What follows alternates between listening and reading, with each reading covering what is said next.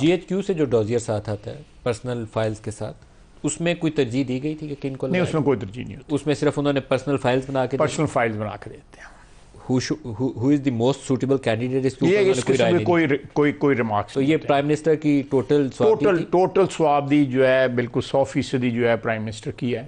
Outgoing जो chief हैं वैसे तो उनका आईनी रोल नहीं, उनसे एक इनफॉर्मल मुशावरत नहीं, उनके साथ इनफॉर्मल बिल्कुल जो है बिल्कुल जनरल बाजवा के साथ जो है मुशावरत जो है PM साहब ने ज़रूर की होगी। He is also on board. जी बिल्कुल, वो उनकी जो है मुशावरत के दोनों अपॉइंटमेंट्स के ऊपर वो खुश हैं। ठीक है जी, मैं देखें इसमें जो है एक जो कानून और आइन की कंपल्शन नहीं है, लेकिन मैं समझता हूँ कि एक तरीक़ाकार है, उनका एक्सपीरियंस है, उन्होंने इन लोगों के साथ काम किया हुआ है, उनसे एक ऑफ द रिकॉर्ड जो है ओपिनियन लिया जा सकता है जो बड़ा वैल्यूएबल है। मैं समझता हूँ कि जो प्रेजेंट चीफ हैं उनका जो ओपिनियन इन तमाम लोगों के बारे में बहुत वैल्यूएबल है, बहुत वैल्यूएबल है।